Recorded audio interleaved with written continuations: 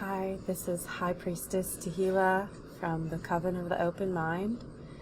I am here to provide, I'm so excited to provide the first lecture in a series that will serve the purpose of creating coursework for people to advance along the disciplines in the Coven of the Open Mind. I've broken this course down specifically so that whatever path you choose, whatever you want to do, can be supported, and you can advance in our coven regardless of whether you want to actually pursue Wicca or something just similar. Obviously, if you're taking this Wicca and Witchcraft course, you're interested in Wicca as a potential path. As I'll talk about in this presentation, there are a lot of different kinds of Wicca. I'll talk about the difference between Wicca and Witchcraft, and then I'll give a brief overview of Witchcraft, and then we'll talk about the homework assignment and the rest of the course. This is the first week in what is essentially 9 lectures. Should be 9 lectures, 9 weeks, and then the last one, the 10th week, will really be kind of an initiation week for anyone who feels like they're ready after this course. And I'm hoping that's everyone who's doing the assignments. So if you're doing the assignments, then this course can be used as recognition. Basically, once you complete it, you will have the title within our coven that corresponds with the path that you choose. And I'm going to write a blog post here today or tomorrow on different paths, kind of talking about what a path is, what it means, why it's important. And we will spend some time on that later on in the series as well. If you instead just want to watch this and just learn for your own sake, that's fine. You're more than welcome. You can still shoot me questions. You can still do the assignments if you want on your own. You don't have to turn them in. And you are more than welcome to use this for your own personal gain. And we recognize self-initiated titles, so if you decide to do everything entirely on your own with no guidance from me, that's fine. And if you do gain a new name or a new title or something that you want us to use, then you can just let us know what you did and maybe write a blog post about your experience. And that's it. And then we would recognize the titles, because we are a group for solitary practitioners, so at all times you're allowed to be a solitary practitioner. I may ask for you to discuss, your experiences with certain things, and possibly even demonstrate some of the things that you've learned before I'll give you the actual rank up within our coven, because if you become a second degree in our coven, then you can teach and have another coven in our lineage. So it's important that we make sure we're on the same page and what we're spreading to some extent. Okay, so Wicca and Witchcraft 101. So Wicca is a religion, actually. It was founded in 1949, kind of. The exact year that it was founded isn't really known, because basically Gerald Gardner is an anthropologist, and he was born in a village in the UK. And he traveled from a young age around the world and spent time in the Middle East and in Mesopotamia. He wrote a lot. He read a lot of works on ancient UK, basically the Celts, the ancient Celts, the ancient heathens. He read, and he wrote a lot, and he thought he was a very talented writer. I like his fictional works.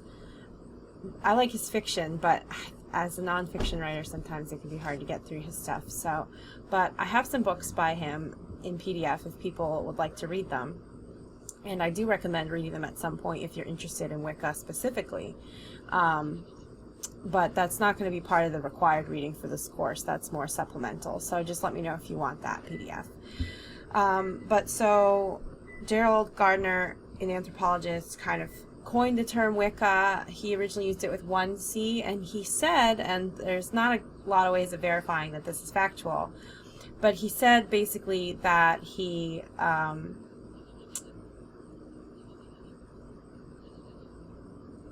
noticed that use of the term Wicca in some ancient texts. I'm trying to think of the name of them, but he said it meant wise one.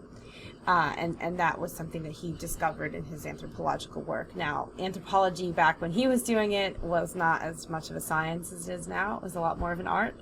So you could think of him like a philosopher instead of, some kind of expert in the field of... But so he revamped rituals and practices from older faiths, and how much of it is legitimate and how much of it he made up is not known. And even if you talk to the Gardenarians, okay, that's why they're called Gardenarians, because they practice his form of Wicca precisely, that these people even aren't sure that it's accurate or not, but they say, if it works, it works. So who cares if it was invented by him or if it was ancient? I mean, he did the work to learn about these peoples and learn about practices and stuff like that. So it doesn't matter if it's actually truly an old practice or not, if it works. Witchcraft, to the contrary, is a tool used to better oneself and one's environment. So witchcraft is a truly ancient practice. It is like, the nature's cures, like chamomile is good for anti-itching, and lavender helps you fall asleep and have pleasant dreams. And rose oil is good for, love or purification or baby blessings. So these are things that have always existed. The science before science, when it came to understanding how herbs affect the human body. And, the adage, herbs to heal your body, spells to make your spirits whole, that is really the heart of witchcraft, which is that you don't sit around suffering for any reason. There is going to be suffering, and when that comes to you, you'll face it, but most of the time you don't accept the status quo. You try to change things for the better using your own will. Using the wisdom of the earth, it said, as a Wicca. That's how Gardner would have said. He would have said that we are Wicca. Now we just say witches. And witch is the term. If you're a man or a woman, you're still just a witch. A warlock is actually an oath breaker, someone who took the oath, right here, or something similar to this, and then broke it. So Wiccans believe in pretty much one universal morality, and this is the only thing that you'll find all Wiccans agree on, is the Rede, the Wiccan Rede. Some substitute witches instead of Wicca in here because they consider themselves a witch but not a Wiccan. So, but this is a class on Wicca, so I left it in its original form. It goes, "Bide the Wiccan law ye must, in perfect love and perfect trust. 8 words the Wiccan Rede fulfill, and it harm none, do as thy will. Lest in self-defense it be, ever mind the rule of 3. Follow this in mind and heart, and merry ye meet, and merry ye part." So, what you see here is a little ditty of sorts, a little catchy way to phrase what we believe in, and every single line has meaning in here. So, bide the Wiccan law ye must. This is saying, if you don't do this, then we won't consider you kin. Okay, you can say you're whatever you want, but we won't consider you Wiccan. So this is what really unites all Wicca. And you'll find all the time that people are bringing up discussions like, what is true Wicca? What do Wiccans believe? Do they all believe in duality of deity? Do they all believe in... What beliefs do the Wiccans have in common? I'm telling you, everyone has a different opinion. But this is what every Wiccan actually has in common. Bide the Wiccan law ye must, in perfect love and perfect trust. Okay, so in perfect love and perfect trust means that you are saying this truthfully, and that this is a representation of how you truly feel, and you're not, trying to hurt anyone or pull a fast one or betray anyone. And we'll trust you as long as you trust us. we trust. So what we're trusting you to do is fulfill these 8 words. And harm none, do as thy will. Okay. If it causes direct negative impact on another person, it is not a moral action. But there are, and most take this to mean only as it applies to magic, not to just any choice. So there's a lot of discussions you'll get into between, like, basically vegan or vegetarian Wiccans and meat-eating Wiccans, where, you know, the vegetarian ones say that you're harming animals by eating them, and the other side will say, you know, well, it only means magically, or they might say, I don't think it is harming the animal, you know, because I follow humane practices. So you'll have people on both sides of the argument, but, and harm none, do as thy will. So it doesn't harm anyone, though. You're welcome to do it. Gay sex, doesn't matter. Orgies, go on. Drugs, yep, feel free. You know, the list goes on. You know, in Wicca, there's no real concept of, like, anti-abortions. It's not dogmatic. So every Wiccan has a different opinion on some of those kinds of issues, but none of them are coming from a place of religion. You know, they're basically saying, harm none, do as thy will. So if you don't think it's harming someone, go ahead, do it. And I will trust you in perfect love and perfect trust to be honest with whether or not it's going to harm someone. Then they go on to say, lest in self-defense it be, if I'm defending myself, I can harm someone, that's fine. But I need to remember the rule of 3, which we will talk about. It's a concept like karma. If you harm someone even in self-defense, then that can still create karma, which we'll talk about. And then it says, follow this in mind and heart. So, you know, from both your rational and your irrational centers should be aligned and following this path.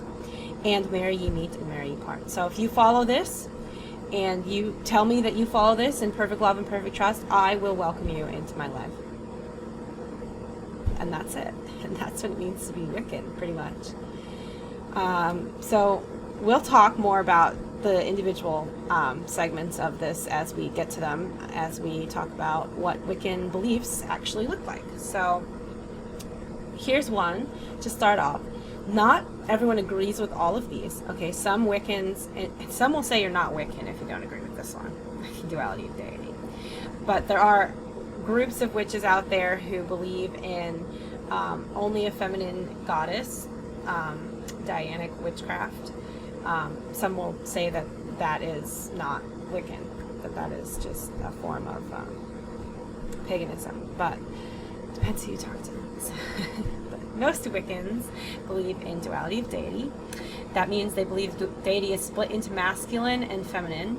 And then I also use this slide to go a step further because the masculine and feminine picture is all you're going to get from a regular coven. They're going to say, well, deity is either male or female, and that's it.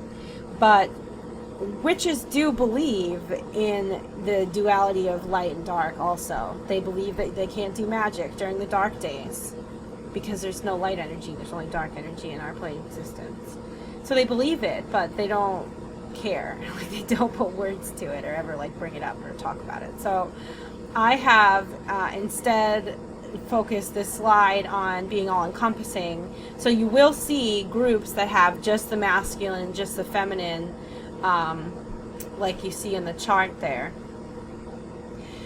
And then you'll also find that on some subconscious level there's this light and dark split, and Wicca just believes that the magic comes from where this white sphere is on that chart. Magic comes from a place of light or life energy. Dark would be death energy, suffering.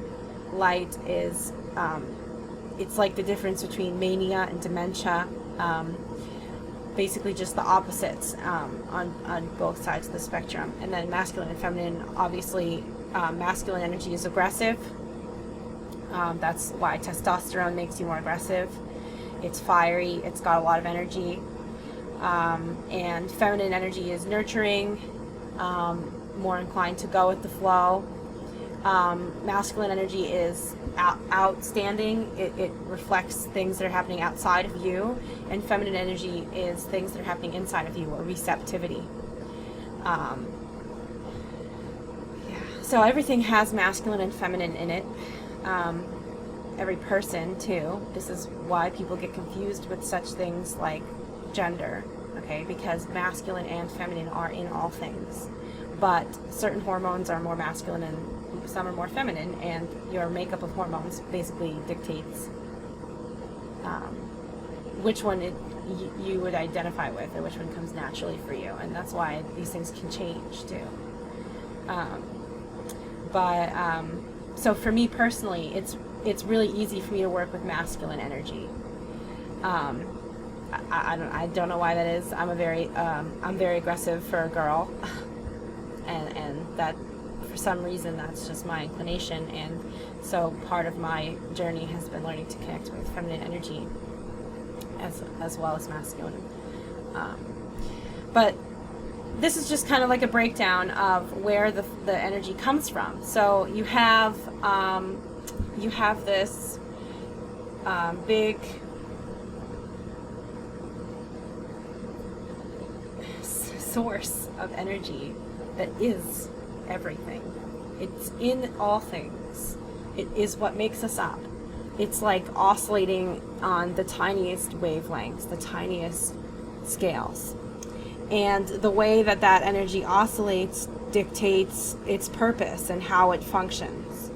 And so some combination of these four forces, as manifest through other forces, like more specific ones, like for example, you have death, but you also have the energy that seeds death, like, you know, the energy that starts the harvest.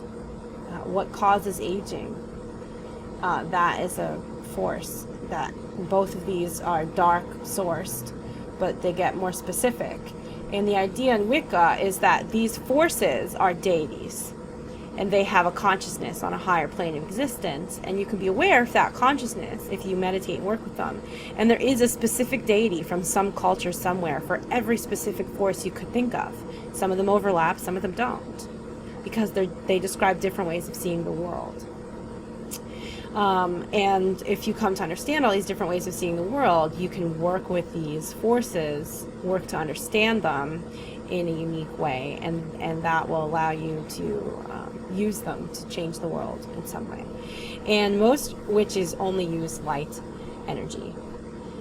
There are some who are like necromancers. They use dark energy because, again, light is life energy. The energy that makes us up as living, breathing human beings. And dark is death energy. If you're familiar with Jewish Kabbalah, it would be like the Yetzer Tov is light and the Yetzer Hara is dark. Okay, so don't worry about that if you don't know Kabbalah. Okay. In Gardenarian Wicca, they say there are 8 qualities of deity: beauty and strength, power and compassion, mirth and reverence, honor and humility. And these are paired. I'm not exactly sure why. I feel like they're paired on purpose, because beauty and strength, Gardner's kind of saying that you don't have to be superficially beautiful if you're strong, and you know, there's a beauty in being empowered, and there's also, you know, when you're empowered, you become more beautiful, you become more attractive, and people are more drawn to you. And then you have power and compassion. So those are mixed, because when you gain power, you need to have compassion in order for you to wield it in a beneficial way. And if you don't wield it in a beneficial way, then you are, you know, hurting yourself too. And so deity usually wields power in a beneficial way, but it's not always obvious why the powers benefit to you. And there are dark deities who benefit from seeing us suffer. And there are deities who are both light and dark, and in Wicca they would just ignore the half of them that's dark.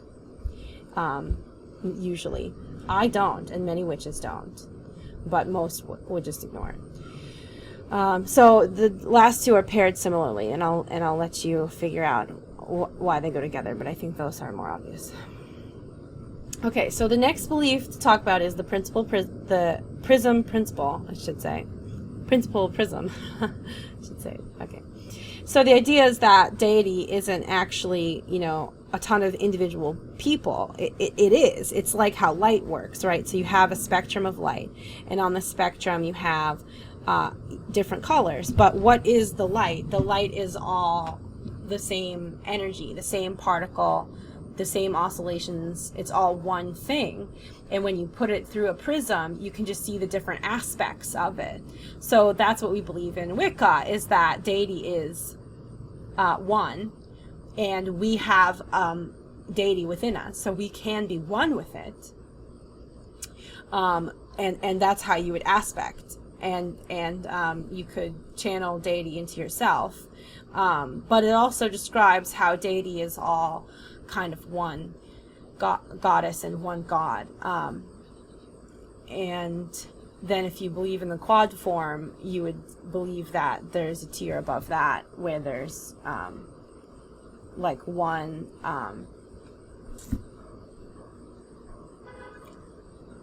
genderless, I guess, representation of life and death. Or you could just believe, as most witches do, that life and death is in all deity. So you have life and death in masculinity, life and death in femininity. So their life and death are like, it'd be like a two-tiered prism where you have like a spectrum and then a spectrum within a spectrum. But it doesn't really work. But to simplify things, just think about it like there's masculine and feminine, and this is in all things, and the different deities are different aspects of this energy. That working with different aspects can help you visualize the things that you need to visualize to make magic more effective, is the idea. We'll talk about deity a lot more. We're going to do a whole class on it. So for now, just know that most witches believe that deity is like a prism, and that the different types of deities are all really one goddess and god aspected out in different ways. Okay, so the threefold law. The threefold law says that energy which is sent out into the universe returns back to us 3 times as strongly. And the idea here is, it's like a Newton's law. Like Newton's law says, for every action, there's an equal but opposite reaction, right? So you push on something, that thing is pushing on you. That's why you don't go through something when you push it, because it pushes back. That's how the whole universe works. And so it also applies to metaphysical energy. Basically, you interact on 4 levels. So people say, why 3? So karma, okay, so you send energy out and it comes back. That makes sense. Equal but opposite reaction. So why is it comes back 3 times as strong? And that's because you interact on 4 levels: physical, emotional, spiritual, which is, divine energy, and magical. And magic is really the mode of interaction, okay? It is how the other 3 of them interact with each other, more so than a way to interact itself. Physical is obvious, that's like your body, okay, your actions. Emotional is your unconscious self, and your spiritual would be your collective unconscious self, so the way that you interact with divinity, something separate from you. So anytime you do a physical action, or anytime you have a thought, and it's some kind of emotion, like you're depressed and you're sending out waves of depression, that's going to come back to you 3 times as strongly. So if you're just sitting around moping, then that's what you're going to get from the universe. It's going to come back to you 3 times as strongly, because if you're sitting around moping, then you're also doing physical actions related to moping, and you're also connecting to the divine in a mopey way, being very kind of ungrateful, I guess. And that sends bad vibes that way. So when you send out any one of these, it comes back 3 times as strong, because there's 3 of them total. So you're sending out, you're experiencing emotional, well, it's going to come back to you in physical, spiritual, and in a magical way too. And the magical way could be, you know, that you realize it, or it could be that, you know, you are brought along a path of someone who could help you. Like, when it's sent back to you, it doesn't have to be all negative. So like, if you're sending out negative vibes, you're probably going to get negative vibes back, but not always. Because the spiritual energy is separate from yourself. So you could send out negative vibes and it could send positive ones. It can do whatever it wants. But the rule of 3 means that you're going to do something and you're going to get 3 times as much back. And usually it's like, it correlates. So some people will refer to this as being like a cost. They'll say, you know, you can work with fairies, but it'll cost you. You've got to make agreements with them. You could cast a spell that is in an ethical gray area that maybe interferes with people, but probably for their benefit, but that's going to come back to you anyway. And you got to remember that it's going to come back to you 3 times as strong. Is it worth the cost, is what people will say. Then you also would say that energy that's received should be returned 3 times as much. So if someone does something positive for you, you should pass it along, do several positive things, you know, kind of like as a way of saying thank you to the universe. A lot of people say you should do that because it completes the cycle. I don't know where this belief really comes from, but the idea is, again, just that you are the sum of your energy, and anytime the universe sends any kind of energy to you, it's your obligation to do something with it. If it sends you negative energy, you could send positive energy in response 3 times as powerful. And you could turn that negative energy into something positive. And that is just what we believe in Wicca. That's the threefold law. Okay, so I know there's a lot of words on these slides, guys. I'm sorry. We're getting through some of the big belief stuff here, and then we're going to talk about some of the more fun stuff, like the actual practices. This lecture should be about an hour, I think. So, Wiccan beliefs. You choose your incarnation. So, reincarnation. The purpose of reincarnation would be spiritual enlightenment. And by enlightenment, we mean the state of knowing the true nature of the universe. Being at peace, being one with the universe. If you were enlightened, you would be aware of higher planes of existence. You'd be aware of deity at all times. You wouldn't have to do ritual to be in a ritual mindset. You would perceive a world outside of time and reality, and the implications of that are vast. And I could do a whole lecture, but that would be better suited for like a live video on Facebook, I think. What that would mean. You would easily act in a way which benefits yourself or others around you, and you would have no regrets and no real desires. You would just live in a way to facilitate other people who are still learning how to just be. It'd be like your only priority is as many people as possible learn how to just be. That's it. And so reincarnation is required because for most people that takes lifetimes of learning different lessons. The universe is vast and complicated, but we can accelerate ourselves in this day and age by using science, because if you understand how to describe the universe both rationally and irrationally, that is more powerful than becoming a master in one or the other. And so people are reincarnating more rapidly with fewer people are ascending or becoming enlightened with fewer lifetimes now than they had in the past, which is also reflected in the fact that our world is becoming a more complex place and there's more forces required to make it work. And that should indicate as well, that more people are gaining the kind of almost a lesser deity status, which is what it means when you stop reincarnating. It's like a different kind of existence. But you would choose your incarnations based on what you need to learn and what challenges you want. So in Wicca, we are grateful for everything that we struggle with, because and every challenge that comes to us, and we welcome a good challenge, because we believe that that's what allows us to grow more quickly. Okay, so that is all of the Wiccan beliefs.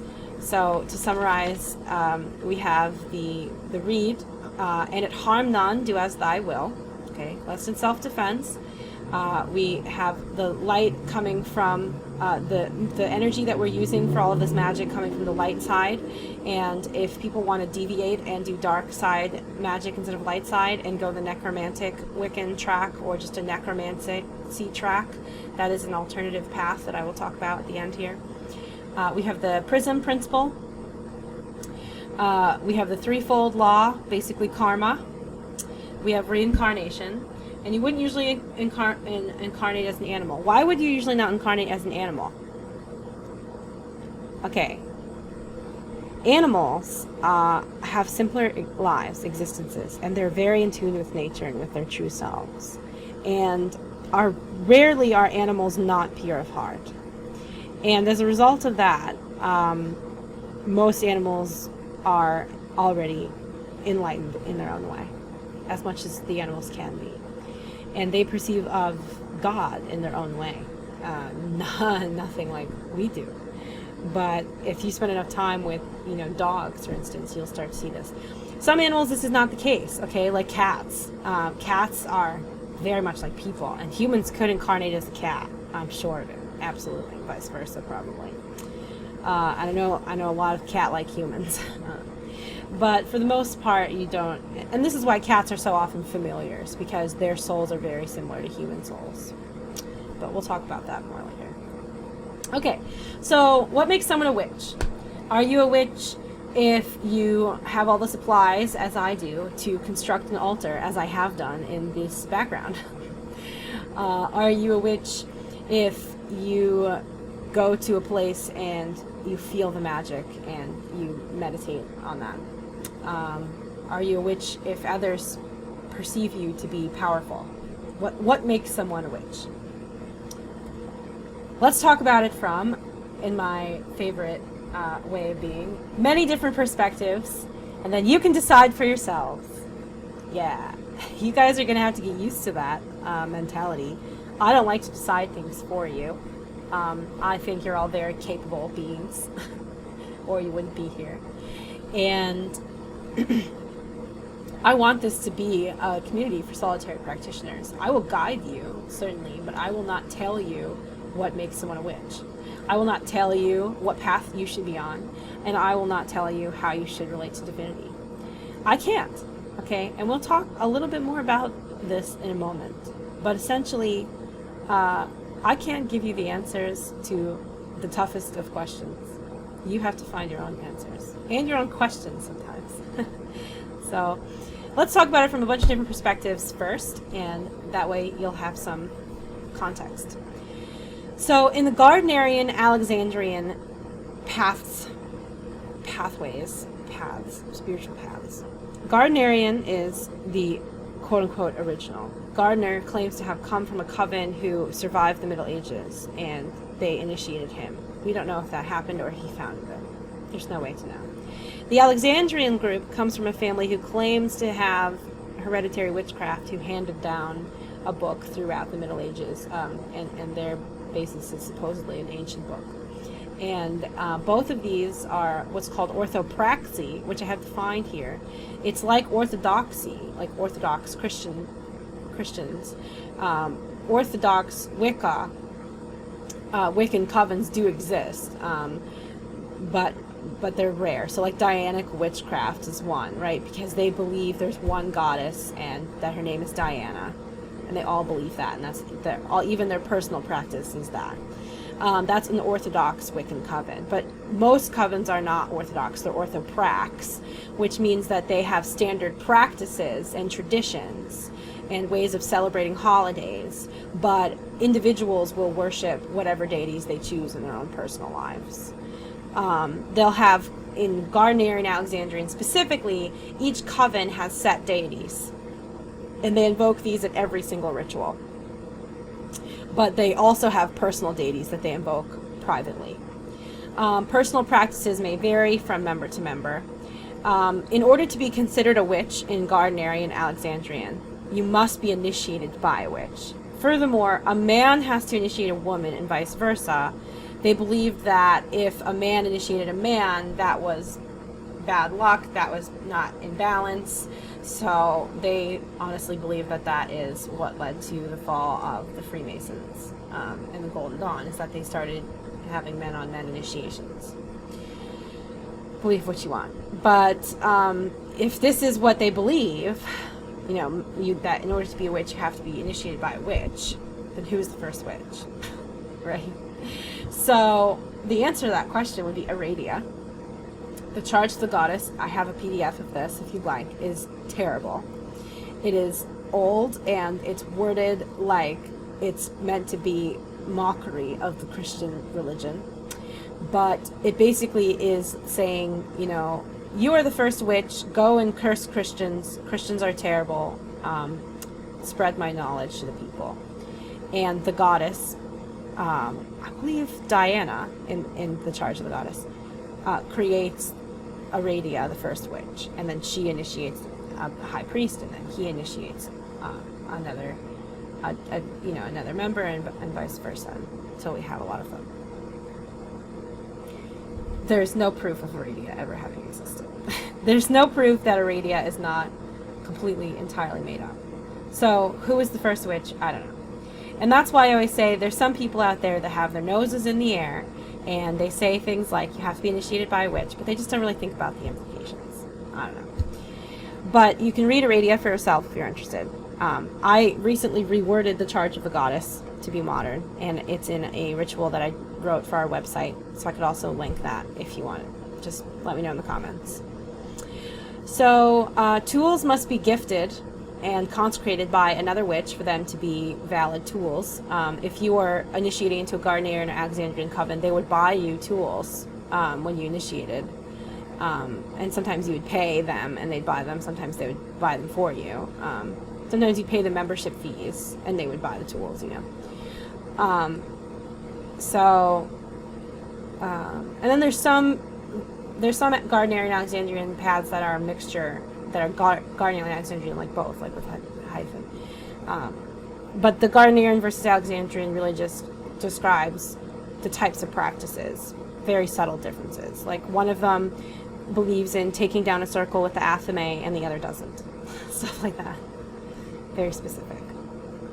I'll talk about it more. In modern Wicca, you have a lot of different people doing a lot of different things. So Aquarian Age Wicca is a coven a lot of us have heard of. Now it has 2 covens in the lineage. A lot of us have heard of it just because they used to have an online coven, and now they're just in person, I think. And so we had some spillovers, some members from that group come here. I used to be a member of that group, but it basically became a coven for like becoming a member of their in-person covens, which I can't do because I don't live near them. So I decided to instead form my own truly online coven, and that's why we're here. In Aquarian Age Wicca, all initiations are performed by the high priestesses, not by man, woman, man, woman. They have a year and a day study for dedicants, and tools may be bought themselves and consecrated on one's own. That's fine, but you're not a witch in Aquarian Age Wicca unless you are initiated by one of their high priestesses in person, for in-person study only. Then you have eclectic Wicca. Eclectic just means like lots of different kinds. It's like an umbrella term for everyone else, and that's where I would fall under, probably. Initiations are optional. They might have reverends to mimic like churches instead of high priestesses, because maybe they don't like the religious connotation of high priestess. You know, a priestess usually is someone who serves a particular deity. So I'm a high priestess to the goddess Ninlil, a daughter of the southern winds, because Ninlil is the lady of the southern winds. So I literally am a high priestess of a goddess. So some are atheist witches. They don't like that, so they might use reverend or some other terms. Now, in this case, neither beliefs nor practices are standard, so not orthopraxy, not orthodox. Just kind of like reform Wicca. I guess that's what you would call it. Okay. So there's a lot of different ways of doing things here. In our group, we recognize self-initiations, and other groups, they do not. And so some would not consider you a witch if you didn't initiate with a coven. But so the short answer, what makes you a witch, is dedication. Self-dedications and initiations are very successful. The purpose of an initiation or a dedication is just to alter your mindset, to enable learning. You want to create a bond between yourself and your goals. You want to feel like these goals are me, and all I have to do is the work, and I will be my goals. Like, if that makes any sense. Some people believe that having the power to decide if you're ready negates your ability to know if you're ready, but in my experience, that's not the case. I did not feel ready to be a high priestess. I felt scared and nervous and very not ready, but I just knew that I was, and that it was time, and that's it. And I did the initiation to 2nd degree, and then Lil came to me and helped me write my initiation, and I spoke my oath to her, so to me it was obvious. But some people have issues with that, and if you're one of those people, then don't rely on it. You use me. That's what I'm here for. But the dedication should be done. You will find in the homework that writing a dedication statement is in there. The idea is to take on a title, so I would hope most people here would be willing to take on the title of dedicant right now. I would initiate basically at the next, as soon as the moon is waxing, so like next week. The new moon's like next week coming up. We're basically going to be starting this in time for Lammas or Luknasa, which is interesting because that's not when most people would dedicate, but it's a fine time to dedicate, and we'll talk more about that later. But so the title would be dedicant, and then your year and a day, which doesn't actually have to be year and a day. If you're ready after this 10-week course, you're ready. Okay, if you're not ready, then you're welcome to do a real year and a day. And I'll continue doing homework assignments with you if you need supplementing work while you work that out. But I feel like after this course, most people will be ready to call themselves a priest or a priestess. There are alternative titles you could do. You could be a magician, sorcerer, a wizard. So a magician is someone who studies magic. A sorcerer is someone who's adept at magic. A wizard is someone who does magic on behalf of others as a skill. And a court wizard is someone who works for royalty. In this case, would be working with people like on the level of like being famous for their work. You could just do something simple like apprentice, adept, master. I don't care, personally. If you plan on having deity, I would do priest, high priest, etc. But that's the Wiccan tradition. You could just call yourself 1st degree, 2nd degree. You don't have to take any titles at all if you don't want to. Okay, so the longer answer. So how do you know if you are a witch? That leads us right into witch tip number 1. It is okay to not know or understand things. In Wicca, the whole point here is that you are seeking the mysteries. Okay? You are seekers of truth. Those who seek knowledge, those who would seek to better themselves, the world around them. Seeking the mysteries is the point of life. That is the purpose. Everyone's always like, what is the purpose of life? Like it's some big question. It's not a big question. The purpose of life is to seek the unknowable. Because when you broaden your mind and you broaden what you're able to know, then you'll find a purpose. And you'll find a mundane purpose that way. So any purpose can be derived from seeking. And that is why, seeking is critically important to Wicca. And you're a witch if you are seeking. And all of you are, or you wouldn't be here. You wouldn't have gotten 45 minutes into this lecture. So, you are seeking. Experience is important. knowledge can only get you so far. So you'll find that the homework is not conventional homework in this course, and you're going to have to become comfortable with that. You have to try to broaden your mind and grow. That might require interaction with other people. So please reach out to me, reach out to other people in the group, and engage them if you need to discuss things. I wanted to put a quote here as well because, you know, this is a statement basically in like the 50s or something in Britain when witchcraft was finally legalized. They had a group of people form the American Council of Witches in America. And they were petitioned to cease what they were doing or something because, you know, it's violating our culture. It's some, you know, political bullshit from the time. And they sent this huge long response. But the words that really capture what Wicca is, what we mean by we are witches, we are Wicca, is that we are not bound by traditions from other times and other cultures, and owe no allegiance to any person or power greater than the divinity manifest through our own being. And you'll see I have borrowed this for our creed because that is what we stand for here. We are our own divinity. We have a connection to the divine. We define our divinity. That's what witches believe. I take accountability for myself, and I interact with the world in a divine way. I am a goddess. And I'm not also. And there's also a goddess above me. It's both. If you'll remember back to the one slide, humility is one of the terms in the 8 qualities of the divine. So, okay, we've got about 15 minutes left in this lecture. So we're doing pretty good on time. I'll wrap up early if I can. Now we're going to do a witchcraft overview. I'm going to talk very high level about these things. If you're new, I don't really want you trying any of this stuff yet. I want you just trying what's in the homework. This is just to give you an idea of what we're going to go into, and then at the end I'm going to show you I broke down the whole course by lecture. So, invoking is the act of drawing energy from the world around you into yourself. So it can be a form of worship, a way to bond with external forces. You would commonly invoke deity, spirits, fae, elements, and you should use caution. Okay, so when you're invoking, there's energy around you and you're bringing it in, and you don't want to bring in energy that you don't want.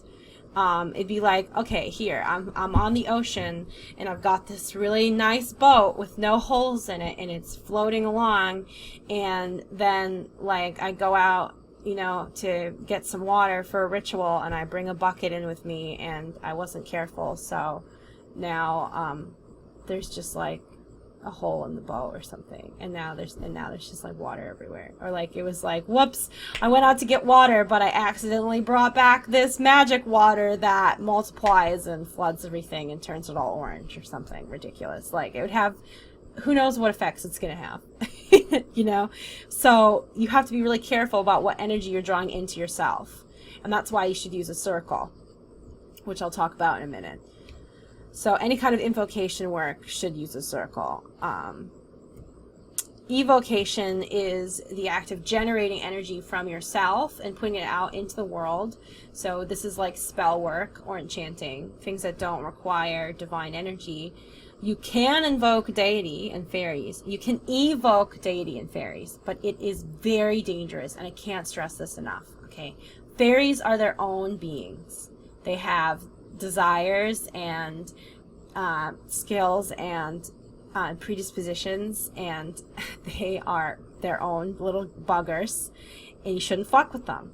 If you're making a deal with a fairy, that's one thing. But if you are trying to bind a fairy, basically you're trying to use the fairy's energy yourself, and they can't help it. They have to do what you want.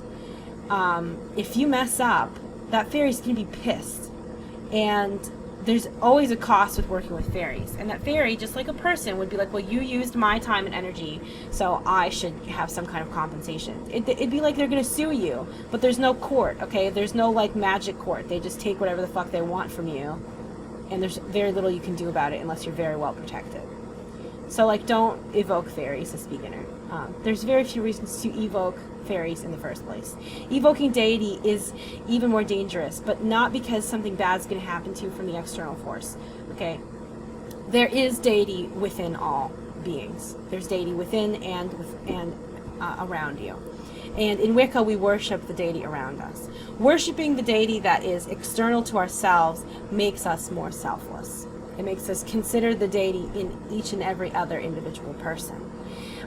Worshipping the deity of self results in selfishness. Okay, it can result in severe narcissism.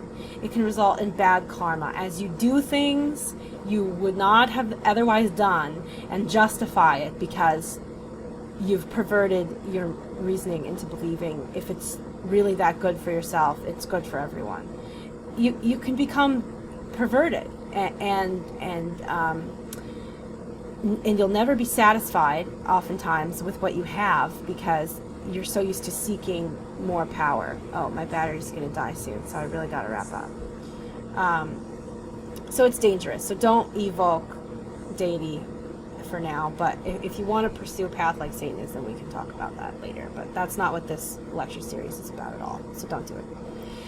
Okay, so circle casting. Trace the circle thrice about to keep the evil spirits out. Woo. So circle casting, a circle is a protective barrier that keeps evoked energy in and energy which should not be invoked out.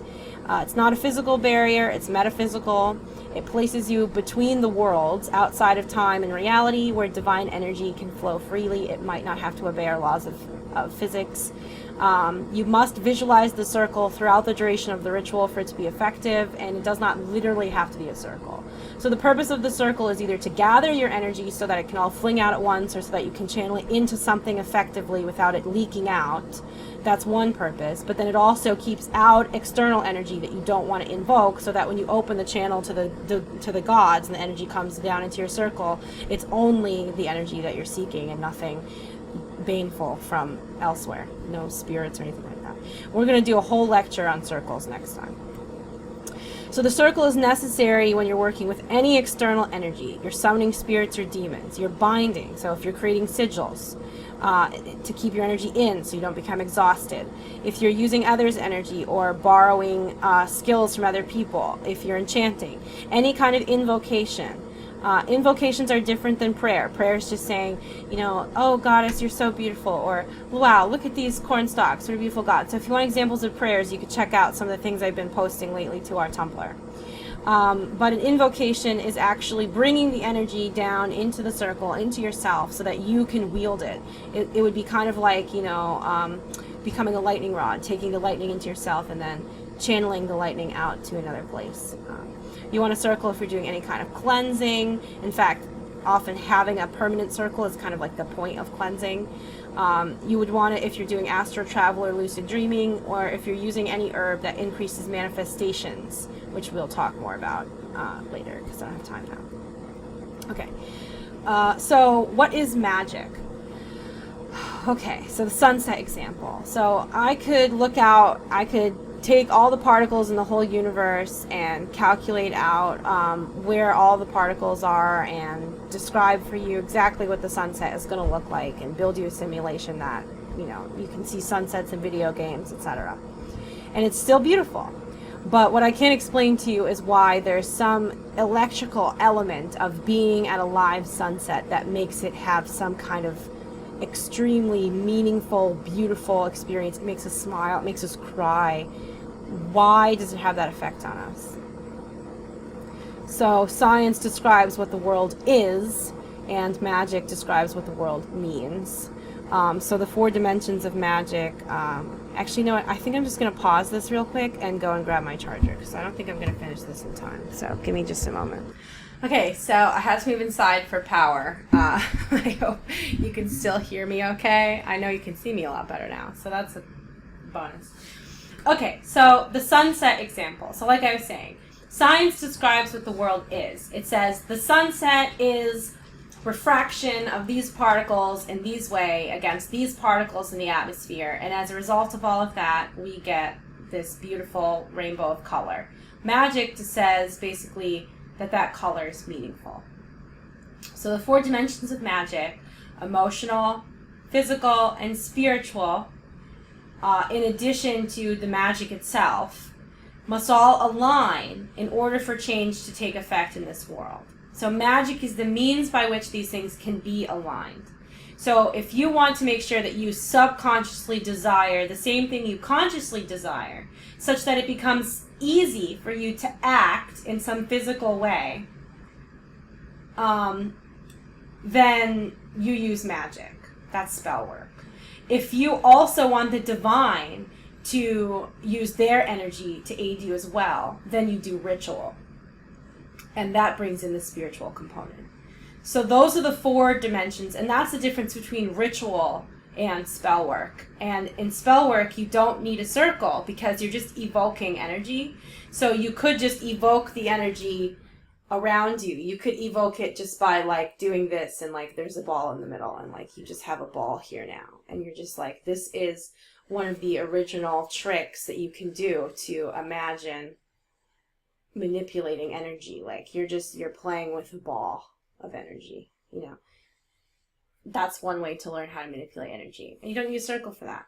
But if you want to work with divine energy and you want to bring down divine will, then you should use a circle, because you have to bring external energy into yourself in order to wield it. So witch tip number 2 is there's always a process. If something happens in your life and you have no idea what to do about it, there is a process. Somebody somewhere has dealt with something similar, and there are things that you can do, and we will find out what they are, and then we will execute on them. And that is really the attitude to have as a magician or as a seeker. So ritual, therefore, it does not have to be religious. It's any kind of invocation. So ritual could also just be like 2 partners having sex with each other. Could be a ritual. You could have a group of people who is coming together to share in each other in some way. That could be the ritual. It doesn't have to be to bring in energy from the divine. It just means that you're invoking something. It could be to come to be one with nature, or if you're doing like all meditation. The purpose should be stated early on in the ritual. That helps like bring everyone onto the same page of what's going on and how and why they're raising the energy. Then you raise energy from yourself. This is often referred to as the cone of power. Your consciousness should be altered by whatever you're doing to raise the energy, be it dancing, a chant, music, banging on a drum, whatever it is, rocking back and forth, just meditating, whatever you're doing to raise energy, it should alter your state of mind also. Like if your mind is not altered, you're not really doing it right. And once you're raising the energy too, you have to also feel divine energy come down into you if the ritual is divine, or otherwise you'd feel the energy from everyone else coming into you, and that would amplify your own energy. So what ritual really is a transformation. It represents transformation of self, transformation of a group. The real purpose of the ritual is that when you go inside, you will come out a different person for whatever reason, for whatever the purpose was. And the purpose can be anything. Okay, so just to summarize the witch tips, as you guys get going, remember, it's okay to not know or understand things. It's okay to ask questions. Seek knowledge, seek truth. There's always a process. If something happens and you're like, what can I do to help my friend? Is there anything? Yes, there is. There's always a process. Even if you have to invent the process yourself, there is always a process, okay? 3, be skeptical of everything everyone says at all times, even the things coming from me. If you don't like what I'm saying, don't just agree with it, okay? Engage me. Let's talk about it. Think about it. Come to your own conclusions. That's the real purpose here. And the 4th tip is don't worry about what will happen, okay? This isn't like some little easy faith where you just pray to God and whatever happens to you, you blame it on someone else, okay? In Wicca, we take accountability for ourselves, for our actions, and for our own improvement. So we don't worry about what's going to happen because we just get ourselves ready so that no matter what happens, we can deal with it. Just be ready to deal with it when life inevitably happens. That is the real mentality for witch. So those are the witch tips. If you are just following this course for fun, then you're dismissed. If you're following this course to do the assignments, here's a little overview of what the course is gonna take us as, or where it's gonna take us. I am also gonna post this PowerPoint presentation, and there are additional notes on some of the slides to provide a little more feedback, and you can use that to take notes while you're listening or whatever. And I'll do that every week. I'll send out the slides and the video on YouTube at the same time. In week 2, we're going to do mind altering and meditation and circle casting. I'm going to try my hand at doing some guided meditation, pre-recorded. I've never done that, so I hope it works. In week 3, we'll do a similar thing for chakra alignment, a guided meditation, and then we'll talk about bubble casting and do like demonstrations and that kind of thing. In week 4, we're going to talk about the elements, the tools, and the symbols. So if you notice, it's not until week 4 that we're actually talking about tools. That should indicate to you how important they are in witchcraft. You should not need tools ever. And you can be a witch and have $0. Like, for real. Well, you'll see. Week 5, Evocation Academy. We're going to do lots of spell work. You're going to hate it and love it. It's going to be fun. Week 6, we're going to do some binding. We are going to do binding, even though it's dangerous, because if you're going to become an initiate, you have to have these skills. So we're just going to be careful, and you're going to have already mastered protection magic in week 5, so you'll be good. Then after week 6, that's when we get to the path work specific. You could do substitutions in the notes. I break down what each of these topics really will cover, and you'll see that there's some alternatives, like for necromancy, instead of working with deity, you could research ways of working with spirit, and I could give you different books depending on what path you're on. So don't feel like you have to do Wicca. By the time we get to week 7, you will have read some of everyone. I will have introduced you to Scott Cunningham, Gardner. A lot of you have already read Gardner and Scott Cunningham, and that's why we're skipping right to some of the others. Doreen Valiant is on the required reading. She was the first high priestess of the coven that Gardner either founded or was initiated in, whatever you believe. So in week 7, we're going to talk about working with deity. In week 8, you're actually going to do invocation and ritual and presumably kind of pick some and do some rituals to different ones. And then in week 9, you should be ready to probably take on a patron if you're meant to work with deity. If you're meant to do the necromancy path and you have spirit guides, I'm sure that you're already at this point going to be able to work with them. And it should be obvious once you get to this point that you are truly a witch, and you will come to know your true name, your first religious name, your first name. So mine is Tehillah. It means psalm or song for God. My inner animal is the phoenix, so I am the divine songbird.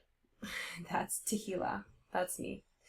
So you'll come to find your first religious name like that from this course as well. So let me know if you have any questions on any of this, or if you don't see something here that you think should be here, and we can include it. And finally, I'll go over the homework for this week. On our Google Drive, we have these 2 books where you could purchase them, whatever you want. Read pages 14 through 17 of Liber Newell. Okay, this is very dense. I want you to read it, process some of it, maybe consider trying some of it during the requirement below for the 30 minutes of total meditation this week. You should read the first chapter of Doreen Valiant's Natural Magic. So it's not a ton of reading, probably like 20 minutes of reading, 30 minutes of reading. 30 minutes of meditating. Doesn't have to be all at once. You could do 3 10-minute sessions, whatever works for your schedule. I want you to just keep track of what you tried, how it went. Any thoughts you have, send to me in the email that you send. By next Sunday at midnight, you should send it, or at least email me if you can't send it for some reason. The email is on the slide. I want you to acquire a book. Many of you might have one already. I don't want it to be electronic. In the past, I have said books of shadow can be electronic. You know, it can be anything you want. I think you need a real book, like a physical book.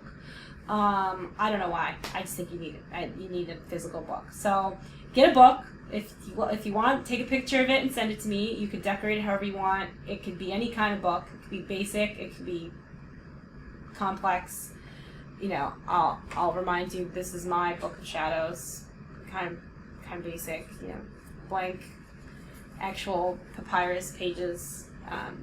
I have another one downstairs that has a leather exterior and loose leaf paper. So there's all different kinds. Those are the easy ones, okay? This is the easy work. This is the hard one. Week 1. I want you to write your statement of intent for your studies here. This should be considered your dedication statement. If you are dedicating to the path of Wicca, you should dedicate now. If you like what you've heard in this lecture, you like the sound of Wicca, you agree with the things that I've said here, you should dedicate now. If you want to dedicate to something not Wiccan, but like a goal or something, that's fine. You can dedicate to a different path also. I highly recommend dedications. It guides your study. You gotta dedicate. You really do. The content of the statement should be poetic and self-expressive. It can be anything at all. There's no requirement for length, content, how it's phrased, nothing. Make it your own. Send it to me. We're going to work back and forth a little bit on it, and you're going to try to do your actual dedication on the 1st of August. So we have some time. So get me the dedication statements by this weekend, though, because we want to start looking them over. Okay, reach out if you have any questions. If you don't have time to do this homework for some reason, reach out. We'll talk about it. And I'm so excited. Yay, lecture 1 is done. I hope you guys had a good overview, and I hope you have a good week. Blessed be.